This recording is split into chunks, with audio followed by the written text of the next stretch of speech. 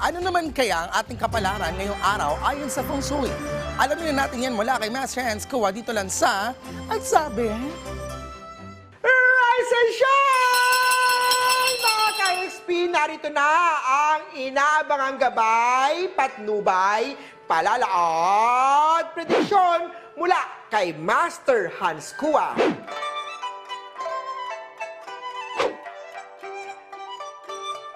Para sa mga pinanganak ng Year of the Rat, ang lesson for the day ay learn to own your mistakes. Huwag ibintang sa iba ang mga nagawang kasalanan.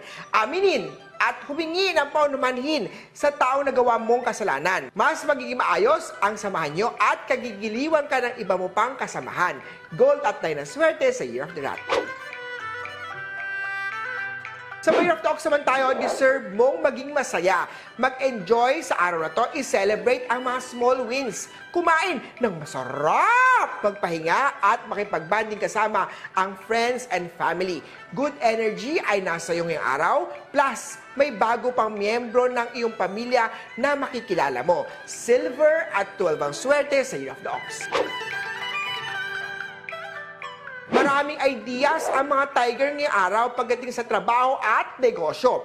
May mga improvements ka magagawa na makakapagpabuti ng mga outputs mo. Huwag magamba na magkamali dahil wala namang perpekto, lalo na pag unang pagkakataon yan. Trial and error muna and learn from your mistakes. Red at 10 ang swerte sa Year of the Tiger. Pabago-bago naman ang mga ugali ng mga Year of the Rabbit, masyado ka nagiging isnabera lately. Maging approachable sa iyong nakakausap, lalo na sa online. Ipagpatuloy ang sipag at tiyaga sa ginagawa mo. Maganda ang nag-aantay sa iyo. Blue at 20 ang swerte sa Year of the Rabbit. Drago naman tayo kung pinakamaswerte ngayong araw, masayang love life at maraming pera ang darating ngayong araw. May nakatakda naman sa iyo na magbabalik ng kaligayahan sa puso mo.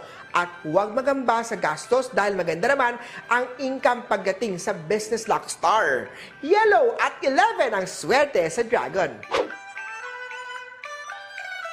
Sa Year of the Snake naman tayo, mag-ingat sa Theft Star, i-secure at make sure natin na safe ang gamit. I-double check ang expenses natin at mga papeles. May pag-usap ng malinaw sa mga tao para maiwasan natin ang maloko o malamangan ng mga taong mapang-abuso. Brown at tuwang swerte sa Year of the Snake. Tutok lang tayo at magbabalik pa ang Hansabay mamaya sa part 2. Dito lang po sa Rise and Shine Pilipinas! Rise and Shine, mga ka-RSP! Narito na muli ang part 2 ng gabay, patnubay, palala at prediksyon ni Master Hans Kua.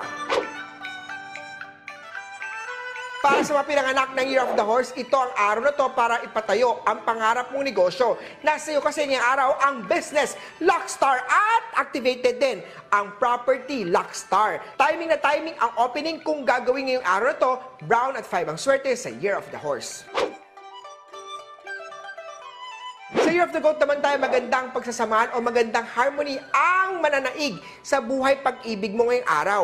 Magkakasundo kayo sa lahat ng bagay at mas magiging masaya pa dahil activated ang Money Luck Star nyo. Pero hindi mawawala ang Chismis Star. Huwag agad maniniwala sa mga naririnig at magtiwala lamang kay partner mo. Gray at 8 ang swerte sa Year of the Goat.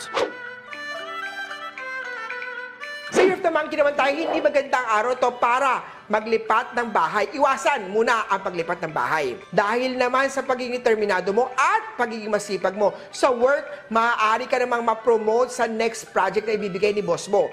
Galingan at congratulations! Purple at 12 ang swerte sa Year of the Monkey. Sa Year of the Rooster naman tayo, umiwas sa third party, maging loyal ka naman. Pagdating naman sa bahay, siguro ding tama ang pwesto ng water element. Pitch at 1 ang swerte sa Year of the Rooster. Sa Year of the Dog naman tayo, conflict day to day. Tandaan, ang pagsisi ay laging nasa huli. Kaya pag-isipan mabuti ang mga desisyon ngayong araw. When in doubt, go out. Huwag all out sa risk, magtira din para sa sarili. Pink at 1 ang swerte sa Year of the Dog. At last but not the least naman ang mga Year of the Piggy. May isang matandang lalaki ang magbibigay ng magandang opportunity sa iyo. pahalagahan at ingatan ito. Sa pag-ibig naman na isang dating kaibigan naman ang muling magpapatibok at magbibigay naman ng ngiti sa puso mo. Next naman, naka-love life din. Maroon at 5 ang swerte sa Year of the Piggy. Hindi po ito po yung mga gabay, patnubay, paalala at prediction lamang ni Master Hans Kua. Nasa inyong mga kamay, nasa lalay ang inyong tagumpay. Kaya naman always be positive at i-claim ang mga swerte, mga ka-RSP.